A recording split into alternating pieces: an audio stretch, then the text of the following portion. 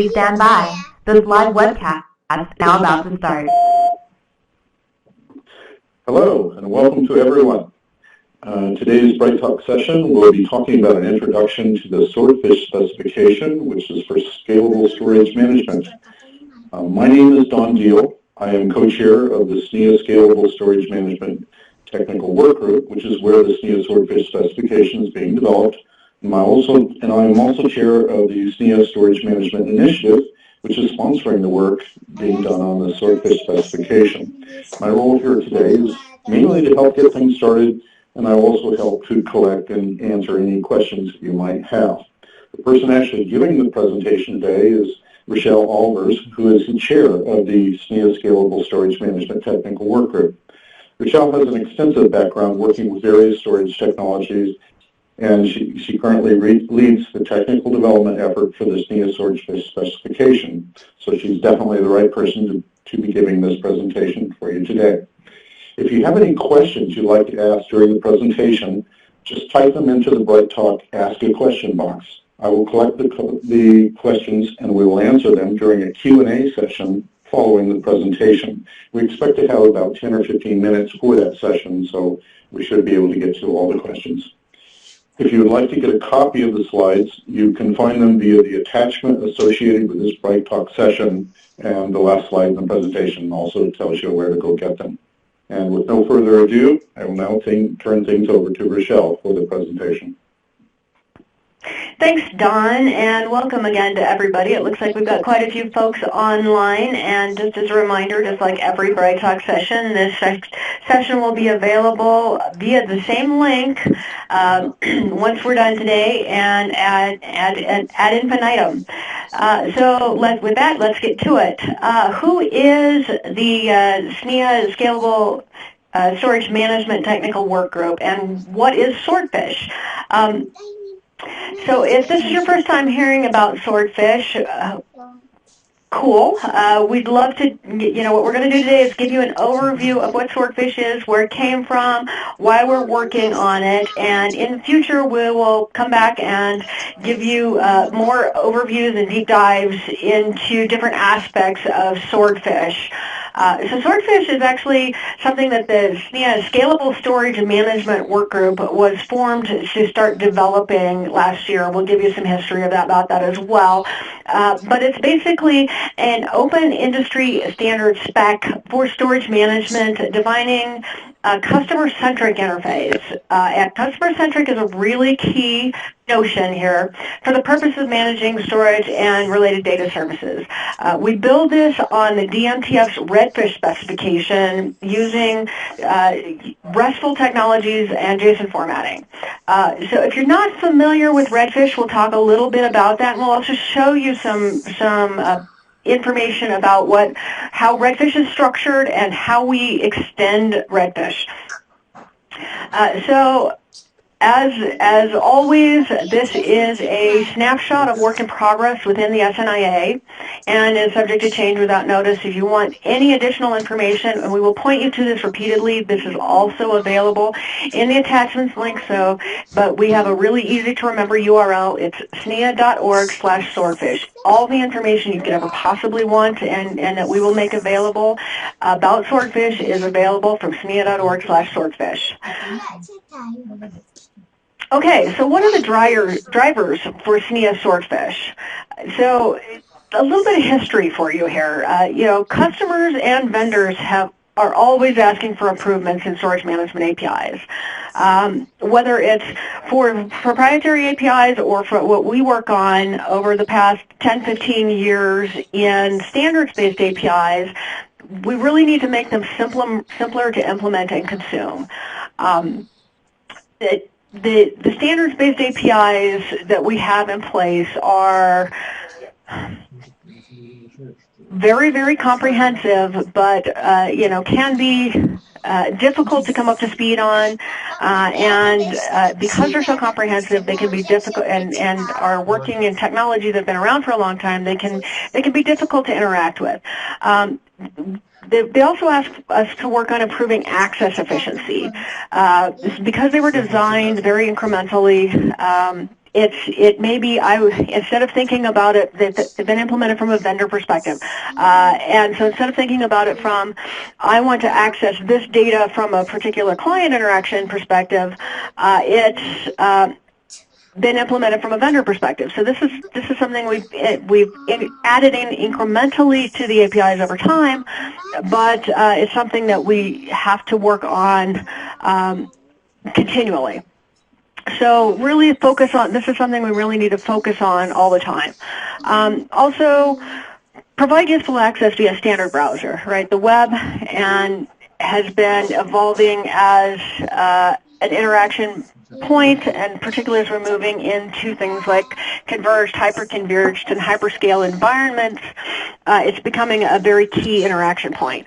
And we're also seeing a rapid transition to how and who is actually interacting with and managing storage. And we're seeing a transition away from the classic direct attached storage and SAN attach as just the two ways to manage. We're seeing a shift to multiple different types of management ecosystems, and so we want to see the same things in our standards-based interface. So those two environments aren't going away, but they're not just the only two ways to manage a system anymore. So those are some of the drivers that we're looking at in terms of developing standards and the next generation of management APIs. So what did we take into account when we started to develop Swordfish? We said, well, let's not start completely from scratch. But we took and refactored a lot of work that had gone into evolving the existing SNIA schema into a simplified model that is a lot more client-oriented than where it started. We've also looked at moving to what we call a class of service-based provisioning and monitoring approach. Sometimes it's called quality of service. Sometimes it has a few different names. We've adopted the class of service naming. We also want to cover block, file, and object, very forward-looking, and again, extending those traditional storage domains, covering to include those converged environments. Again, not just the traditional block or direct attach and SAN attach, but really extending all of that, and then not just storage, but covering those converged environments of server, storage, and fabric together. And not just fiber channel fabric, but looking forward to seeing Ethernet fabric and PCIe fabrics and NVMe fabrics, and looking at all of the forward-looking converged environments as well. So how are we doing that? As I mentioned, we are leveraging and extending existing specifications. This is not a start-from-scratch approach, and you'll see as we talk through our timelines, if we would have tried to start from scratch, we would have really have taken a significantly longer time to do this. But one of the things we did was we looked around and said, how can we accomplish a lot of these objectives, and what can we use to start with that? Well, the DMTF is a partner standards organization, and they've been working on some of the same kinds of goals. They started about a year before we got started, and we're working on what we call the Redfish specification. And Redfish had a lot of similar goals for server management. And so they were basically using a lot of the same building blocks that we use to build storage in the server space, and had a lot of the same goals, but focusing on servers. So with such complementary objectives, we basically decided to take the charter for the storage portion and develop Swordfish as a pure extension of the Redfish API. So DMTF is a RESTful API over HTTPS in JSON format, and it's based on the OData specification as well. So that provides some additional implementation constraints over a pure RESTful interface. We'll talk a little bit about that today, but probably not too much since we're just going into an overview, more of what Swordfish and Redfish are. We'll provide additional information about OData in some different presentations. So who was developing Swordfish? I've talked a little bit about SNIA and our Sword group, our work group working on this. So just to clarify some of the names a little bit, this SSM, the Scalable Storage Management Technical Work Group, is the group, and Swordfish is the spec. So we started the group in December 2015. We released the first version of the spec less than a year later in 2016. And I mentioned this already a couple of times. We've been running really fast on this because we've been able to leverage that. We have a lot of companies engaged in this. So here's the list of the groups that are engaged in the technical development here. Then the ones highlighted in purple are the companies that have been really actively engaged. And so you'll notice a lot of storage vendors here. You'll also notice a lot of clients, and that's something that's really, really key to our work. We have my company, obviously Broadcom, Dell EMC, HP Enterprise, Innova Development is an infrastructure development company, Intel, Microsoft, NetApp, Nimble Storage, and VMware. You'll notice that Microsoft and VMware are highlighted and very actively engaged. We're very excited about having a lot of client support directly in the development of the standard. That's something that's been very critical for us to move forward and develop a very client-centered and customer-centered interface. Okay, and so what kind of functionality did we include in version 1.0? As you noticed, it was a 9-10 month exercise. How much did we get in there? Well, actually, a lot. And since we were able to leverage so much pre-existing work, we were able to actually get a full block storage interface, full provisioning with class of service control, volume mapping and masking, replication, capacity and health metrics. Same thing for file systems, honestly, because we leveraged all of the other concepts, and all we had to do was actually add the classes for file system and file share on top of those. So file system actually has full provisioning with class of service, replication, capacity and health metrics, everything underneath that. We also have a functionality for object drive storage in the model as well. So there's a tremendous amount of functionality included in the Swordfish models. All right, so a little bit about how we did that. And I know this one's a little bit of an eye chart. If you happen to be looking at this on your screen in just the small box on the BrightTalk website, you can hover over that and hit the little expand arrow and watch this full screen. The other option is also just to download the attachments and bring these up in a full screen view. So it's not quite so much of an eye chart. So what we wanted to do now is actually talk to you a little bit about, how Swordfish is constructed. And so what I'm going to do is actually back up and start with Redfish. So as I mentioned, we extend Redfish to develop Swordfish. So what I'm going to do is talk a little bit about how Redfish is laid out. Redfish actually, as a RESTful interface, it breaks out its structure at the very high level into these three categories. So you have the Redfish/v1/systems. Everything is first. At the service, what's called the service root, you have /Redfish/v1. And so underneath that, you'll have a set of services and then a series of collections. So starting over at the upper right, you have what we call the logical system view. So the /Redfish/v1systems is where you'll have your logical collection of systems.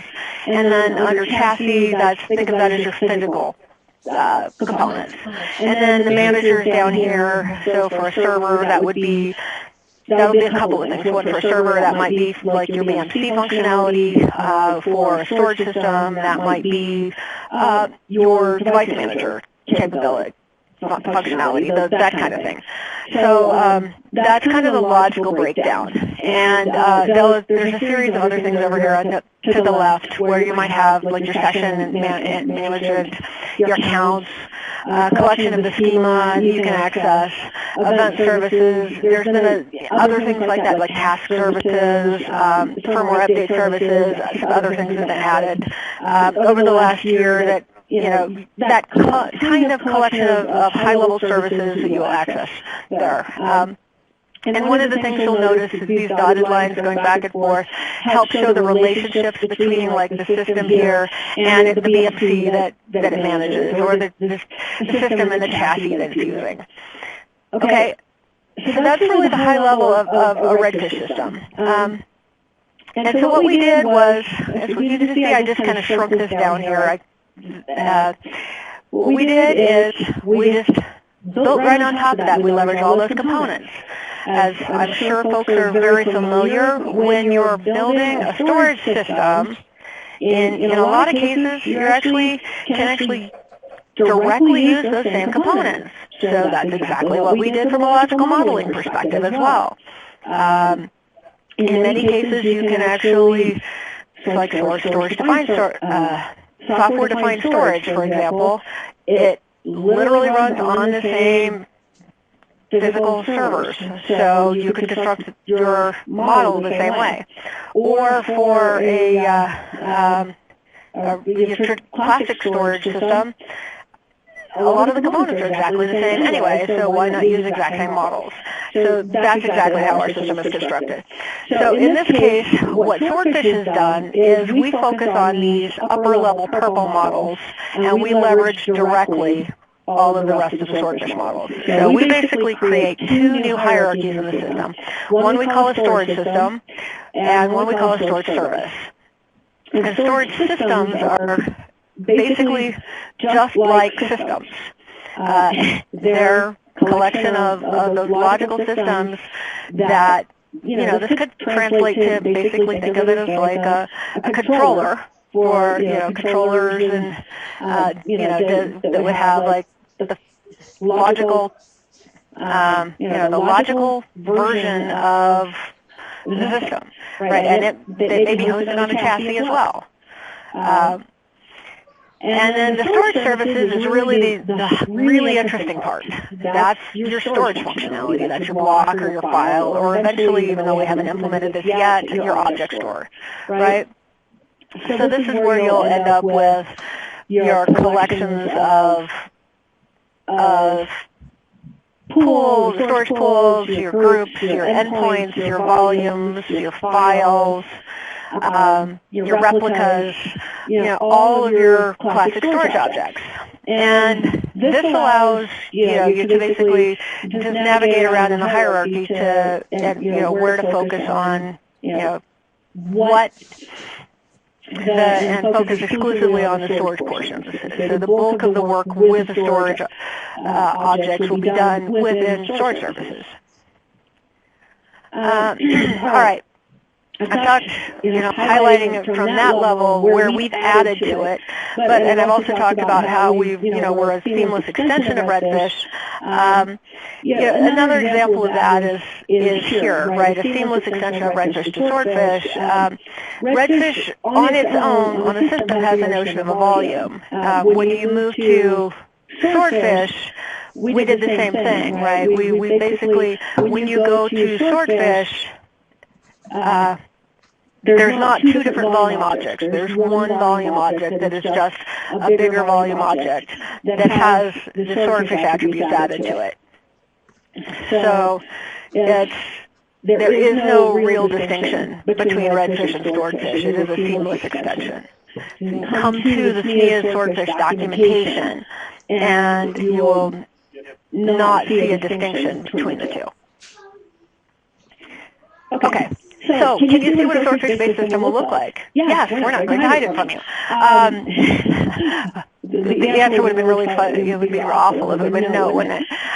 So one of the things we've developed as a way to kind of get you an introduction to see what Swordfish will look like, instead of just giving you a spec, is we're developing mock-ups. We're also going to be working on emulators and some other tools, but right now, initially, we have some mock-ups that we can show you. So one of the places we can point you to, you can actually go to our site at, again, SNIA.org/swordfish. You can look at the attachment and get that link as well. We've been publishing these as part of our work-in-progress releases as we have new functionality to show as they come out in different versions. They're updated. They're also released as part of the specs. You can also go to our live mockable system at swordfish.mockable.io/redfish/v1. You can set a REST client to query that. And right now it's all pretty much all static. But we will be looking at, potentially adding a few little interactive tools to that too. But you can actually go query that as if it were a live system to get a static view of what a Swordfish system how a Swordfish system might respond. Or you can download the mocks from the website, install them on your own web server. We provide instructions on how to do that on the system. And you can navigate your way around just to get an idea of how things might behave. Okay, so overview of what this might look like. Again, bringing this up to full screen will help. I've got some screenshots here that will give you an idea of, what this might look like. As I mentioned early on, this is all returned in JSON. And there's also some OData metadata in here. We will provide more information about, what OData is required and the precise meanings of all of this at a future time. And there's definitely information on the Redfish site about all of this. But for today, I'm really just going to focus on the Swordfish hierarchy and the contents here. But just kind of highlighting that some of these additional constructs are the OData return values here. So this is just to kind of give you a flavor of what the Swordfish, what the Swordfish structure looks like, and it really kind of exactly mimics what you saw in the diagrams. So you can do this, query these against the swordfish.mockable.io site, or you can download and play with them yourself as well. But these are one of the nice things about the REST interface is you can kind of navigate your way around and discover the interface rather than having to know how everything is structured ahead of time. So that's one of the things you can see here, right? So one of the things you'll see in the mock-ups is you'll see examples of two different kinds of storage systems. For block, you'll see a simple, very small system. You'll see a complex system which includes all of the elements in our system, including a remote replication capability and a file server.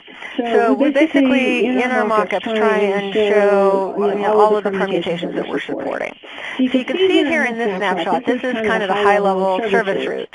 And the service route here kind of shows everything, right? You'll see a systems view. And the storage system, storage systems are pretty much, a storage system is basically a of-type system that has a of-type storage system specified in it. And we have, our specification tells you exactly how to do that in the schema. And I'm not going to go into the schema much today. We'll have a follow-up that will talk to you in a lot more detail about schemas and the constructs there. navigating through here, you can navigate down. We selected the storage services to see the collections, and I forgot to describe what collections are. You've probably figured that out by now, but a collection is basically, and I think I said it like 3 or 4 times here, but a collection is basically a group of any of the different items in here. So let me just pop back here. So you can see here in the different hierarchies, anytime you are going to have a set of objects like storage systems or chassis or managers, or you will have a collection rather than an individual, and then inside that you'll have the individual instances of them, or a pointer to them, depending on how they're constructed. So like this selection, where you have a collection of storage services, here you have the collection that tells you how many there are, and then you have the references to the individual storage services. So I have the collection that tells me I have 3 of them, and then I can select the individual service I want to go look at. So I have 3 of them here. The simple, the /1, which is the complex one, and then the file service, the file service one. So let's navigate down and pick the block service one. So I picked the complex one, so /1 here. And I can see that I have a reference that says the available classes of service. I can see the volumes, the pools, storage pools, the groups, the endpoints, and the endpoints are an abstraction that basically say, here's where all the, instead of ports specifically, an endpoint's an abstraction, so that regardless of the kind of technology, you can say what this is connected to. So it'll have initiator and endpoint, initiator endpoints and target endpoints, depending on what it's connected to, and then you can make groups of endpoints to connect them. And then additional things. So you can see links to the enclosures, links to the hosting system, and then other things like these. Down here you can see data protection, line of service capabilities, and some other things that are used to construct your classes of service. And so the file system. What's in a file service? Well, it turns out it's pretty much exactly the same, except instead of volumes you have file systems. So again, that makes it really easy and consistent if you've got for both us for constructing the specification, as well as for anyone who's managing multiple types of systems. If you're managing both block and file, it's very consistent. So okay, so let's go do something. So just for reference, let's try discovery. Like I mentioned, you may not be familiar with the environment, but you want to just go navigate around and try and do something. So let's discover something in my environment. Do I have space to, do something, right? So do I have space to allocate more storage from a particular system? So the way you're going to, one way you can do that is check a particular storage pool that you happen, that you have permission for, and you may be able to tell this because you can see it, right? So this, by virtue of just being able to navigate around here, you may be able to tell that this is the one you have permissions for. So we went down in, and we navigated down into, I was in storage services 1, so I clicked into the storage pool, and now I'm looking at special pool, and I've got this huge capacity structure here, and I can just look at consumed versus allocated bytes, and I can say, hey, look, I have capacity here. I can allocate, this is one that I could actually have space to allocate another volume for. I haven't talked too much about class of service yet, this is where class of service starts to, the class of service notion starts to get really interesting. So let me just spend a couple minutes on this. One of the things that you'll notice about the class of service elements here is that in this pool it talks about class of service. And as I mentioned, because you have permission to view this, this may also be reflecting that you have, this is the class of service that you have permission to access or that you have permission to use.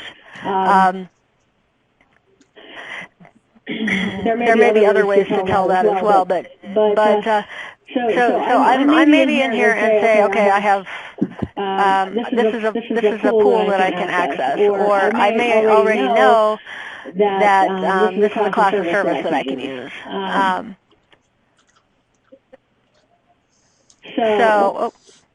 I thought I had one more in here. All right, so I'll talk here. So this happens to be truncated a little bit, but this is a gold class of service. So there's a couple of different ways here, right? So I was actually looking for capacity, but I could just as easily be looking for class of service, right? So I happen to know that, gold is a class of service that I want to allocate off of, and I may be looking for permissions, I may be looking for class of service. So I looked for, a pool that had a gold class of service, and yes, this has enough, and then I can move to that next step of allocating storage. And because this is a RESTful interface, I know all I have to do is, post a volume creation to this pool, and that's my next step. So that's the kind of, kind of interaction that you can do just directly from this interface. All right. So where are we in the development of this? Of the spec. As I mentioned, we started this work and basically charted the group last December, and in March released our first 0.5 work in progress, and then released the 1.0 spec September of 2016. And that was made publicly available after the SNIA review process in December. So we've released a couple of errata releases to follow that up in October and November of last year. And then this year we've got quite a bit of stuff planned. We actually have a release planned for this week. We should be getting approval this tomorrow, in fact, the 25th, to have the final one, the 1.0 release or 1.03 release. Which has some schema updates.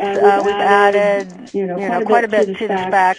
And one of the other things we had released, and I didn't mention it, let me just talk about that now. One of the things we released in addition to the spec was a user's guide. And this has been a bit of a radical departure for our specs. In addition to the 1.0 spec, we released a user's guide with a whole set of use cases to describe how to do a whole series of functions. So every time we release at a errata release or any update, we are adding new use cases to the user's guide. So for example, the 1.03 release, we talk about doing event how to subscribe to events for specific use cases, and identify those. So we have been expanding that. So I think there's about 15 or 16 use cases in the user's guide now. So that's that's an additional resource available there. So targeting later this year, we expect to release the version 1.1. Which will have our initial Swordfish event registry to supplement the Redfish event registry and the base event registry. We are also looking at extending base fabric model that was developed jointly with the Redfish team to cover fabric. So we'll not only have fabric model, but we'll be expanding and ensuring that the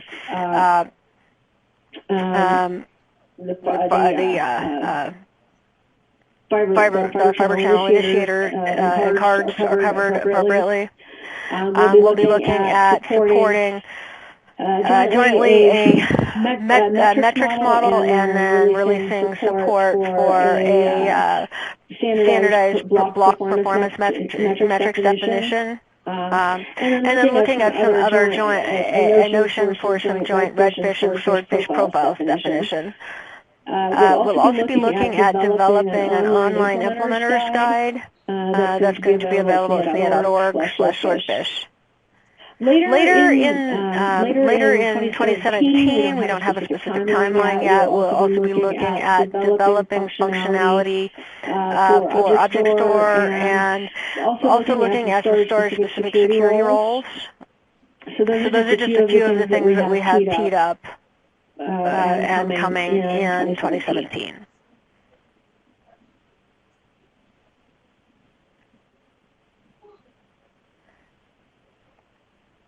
So next and really importantly, how to participate and help us shape the standard. You can, as I mentioned before, in case I haven't said it enough, you can find pointers to our latest technical content at SNIA.org/swordfish. There's also a general site on SNIA.org, so SNIA.org/public review, where you can find all of the SNIA technical public specs. So anything, all of the rest of the work that SNIA is working on, all of the open technical content, and other standards.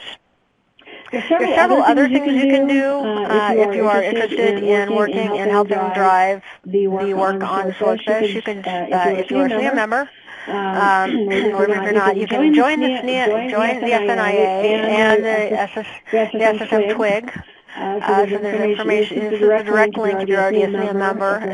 If you'd like to join SNIA, you can always go to SNIA.org and find information about joining SNIA. You can join as an individual member or as a company or as an educator.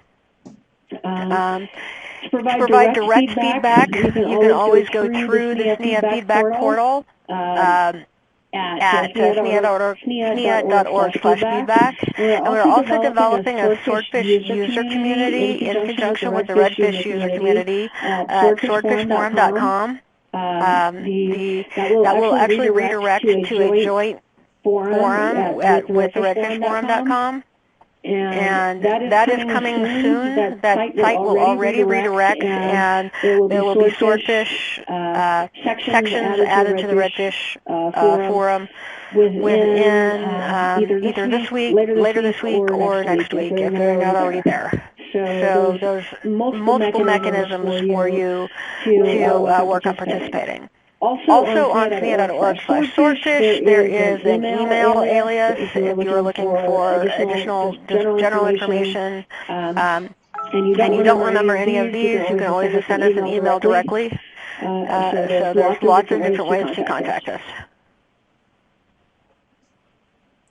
All right, and with that, I will turn it back over to Don to tee up our Q&A session. Okay. Good. We'll try to answer as many of your questions as we can.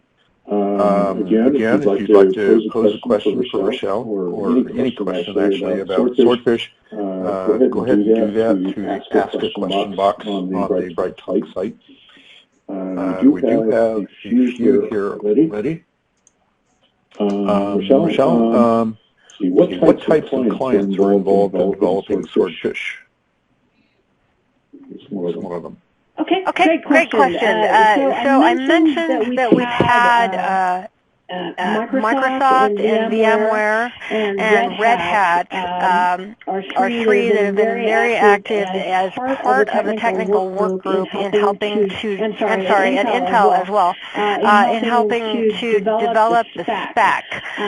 We've actually started to have some engagements from folks that are end users and folks in a couple of in some other forums as well. And we're working on developing an ongoing client and end user panel. So if you are someone who would be engaged, willing, and able to participate on an ongoing basis in our SNIA end user customer panel, please send provide that information in the customer panel. Just say you can in the ask a question, just say I would be interested and or contact us through the email address that's on the SNIA.org/swordfish website. So those are some of the ways we've been able to. We've been interacting with clients so far. One of the things we want to do is be as client-led as possible. We have found in previous standards that it is very, very critical to the success of the standard and the adoption rate of the standard in particular to have the clients engaged as soon as possible. We have a couple of additional clients that are storage management applications that are developing to SMIS right now that are looking at also starting to work with Swordfish as soon as we start developing Plugfest, or as soon as we start hosting Plugfest, I should say. But they have not yet transitioned over. Okay. Got another one here.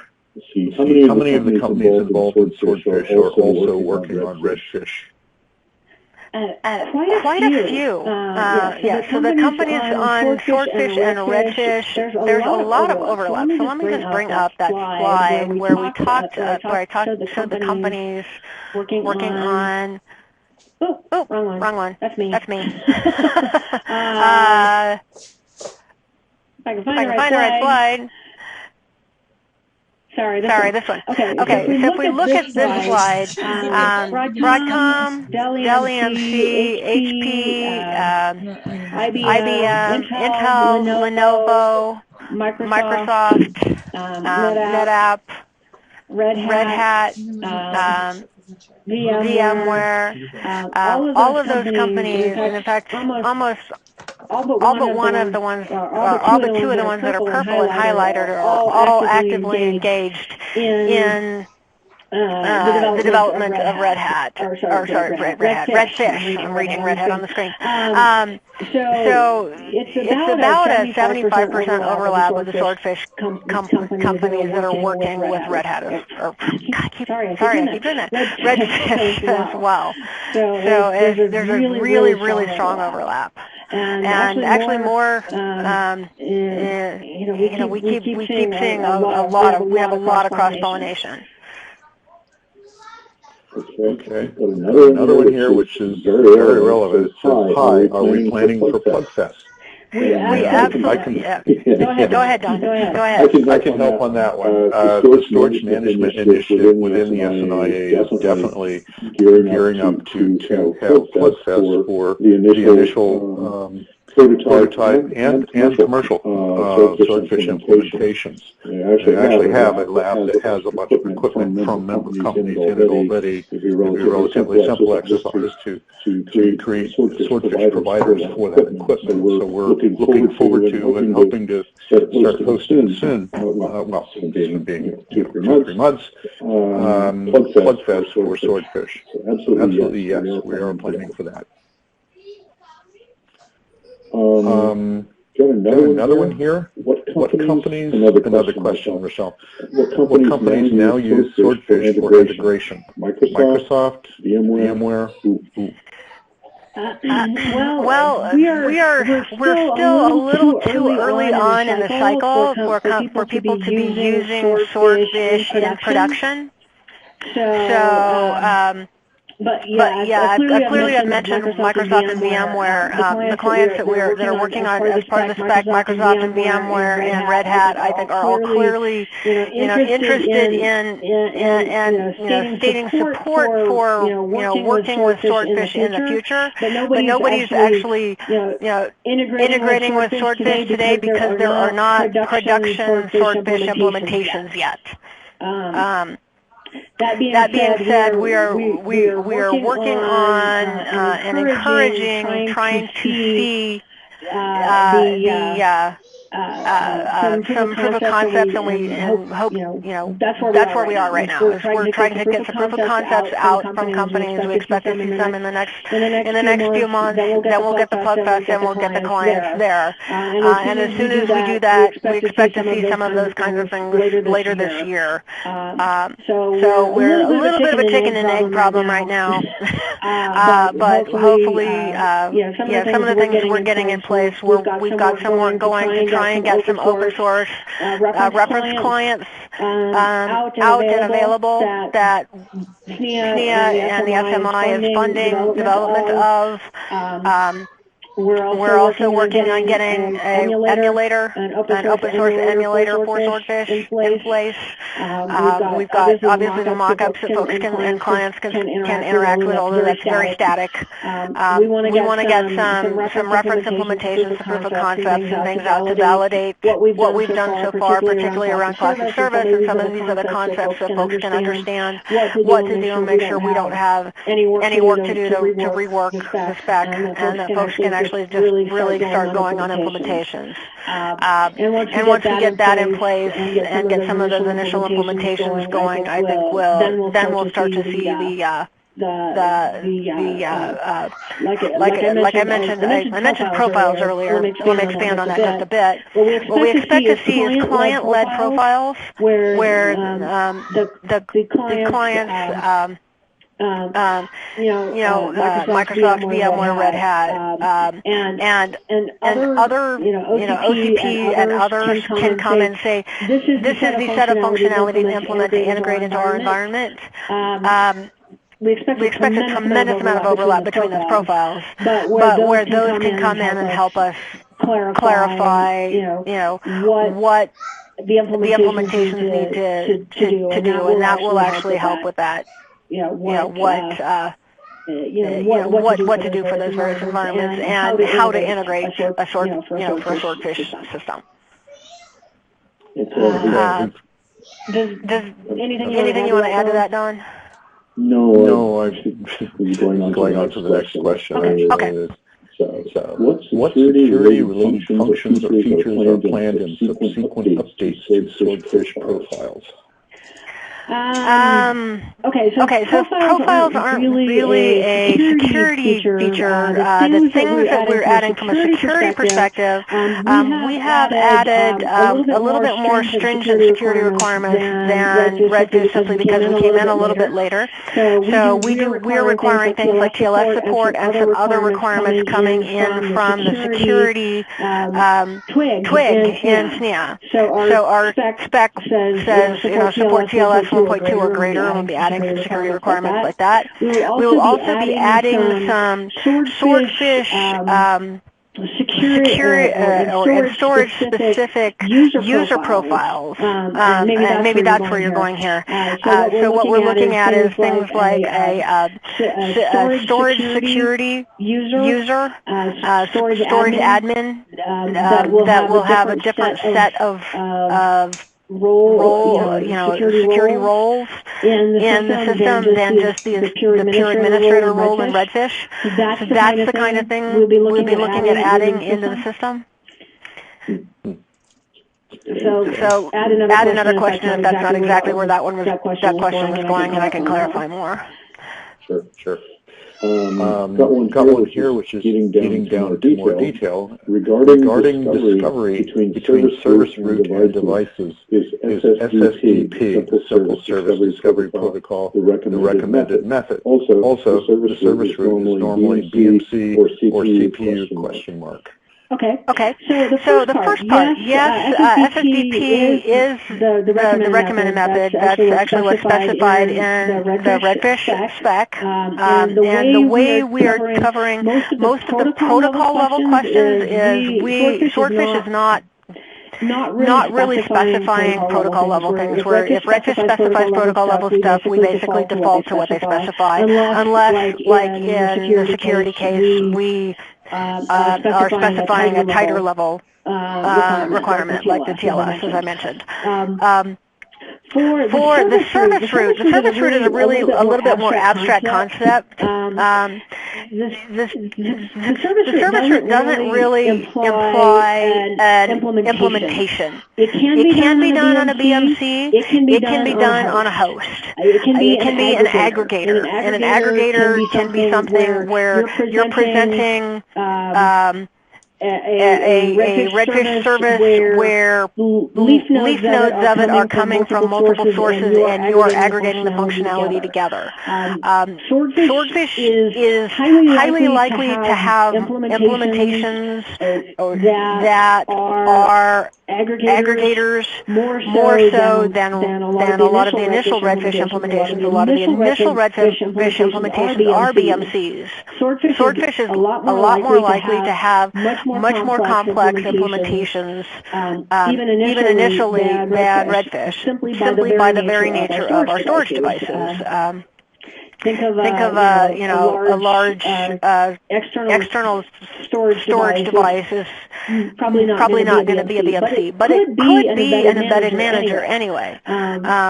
But a lot of the, I would expect a lot of our initial implementations to be very complex systems, not simply small BMC style solutions. However, we do not specify. We will probably provide, and we will try to provide guidance to implementers across the gamut, whether it's a small embedded system, small array that's got an embedded system that's similar to a BMC, or whether it's host-based solution, or whether it's an aggregator. We're really trying to specify the functionality, and we expect all of those to work consistently from a client perspective. Okay, we've got another question here, which is actually a bunch of questions. It's, do you have a reference for a demo of Swordfish client? Do you have scripts for testing of Swordfish providers? For example, a script for deep discovery of provider or storage systems? Okay, good question. We are working on getting those available. So the demo reference Swordfish clients, we are developing a set of reference clients, and we hope to make those available via open source soon. We are looking at a standard set of query scripted Python type things. We're looking at something that's like a big I just lost my word. Dashboard style open source client implementation, and then maybe some proprietary ones that plugins for proprietary solutions as well. And looking at, we're working with a solution to try and get those available via open source. And we'd love to work with, if anybody else is working on reference clients or would like to work with us on that, we are developing a open source repositories. We'll host those at our SNIA GitHub site. So anything anybody has available and is making available for reference clients, we will be making those available at the SNIA GitHub sites. Go ahead, Don. A quick note on that, the use of an open repository for software work is relatively new for the SNIA, so this group is actually going to use it in earnest, and partly due to that and other reasons, the SNIA has actually developed a contributor license agreement which allows non-SNIA members to work with us as well. if you're interested at all, contact us. We'll make it work. Absolutely. So those are coming, and hopefully we'll have those available within the next 1 to 2 months. So that's hopefully our timeline to start having some of that stuff available. Stay tuned. We will be announcing, by the way, if you are not registered to get SNIA newsletters, please go to SNIA.org and register for our newsletters. And we will be publishing the availability of those kinds of things via the SNIA newsletters. So again, if you're not a SNIA member and you're already getting those, register for the SNIA newsletters to get notified of those kinds of things becoming available. Okay, we've got a question here, Richelle, which is right down our alley, I think. Do you have any UML-like hierarchy drawings showing relationships between system, chassis, storage systems, storage services, etc., showing aggregation / contained end relationships? We do. There are a couple of them actually in the spec documentation itself. We've had more in there, and we keep putting them in and taking them out as we've adjusted the materials in the document. But there are some hierarchy drawings in the spec in the model overview section, I believe. Okay. Here's an interesting one about software-defined storage. Are there any vendor products or SDS projects you are aware of who plan to support Swordfish in the near term? In other words, calendar year 2017. We have. I know of a couple of companies that are definitely interested. I don't have support plans. We have some vendors who have approached us and are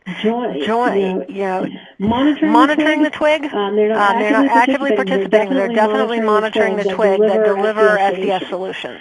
So they have talked to us about potentially some reference implementations and trying to understand what that would take. But we don't have formal commitments, and actual support is always an interesting thing because we can't announce anything until they do. But I know that they have, there are definitely a couple of companies that are talking about that and that are looking at monitoring what we're doing and definitely keeping track of it. And Don, just a quick note, we only have about 2 minutes left, so. Right. I think we can do one more here. Okay. The person saying, I'm just learning about Swordfish, what's the best way for me to ask questions when I need answers?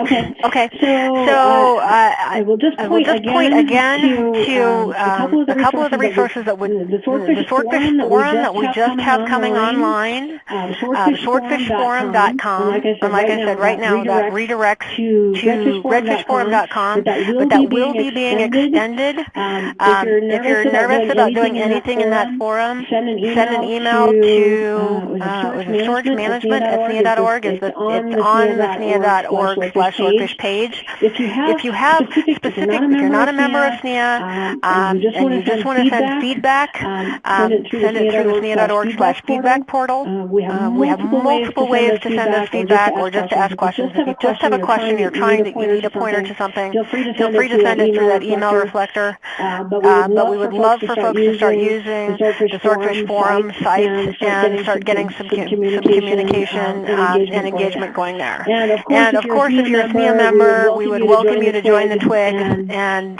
start engaging with us directly there.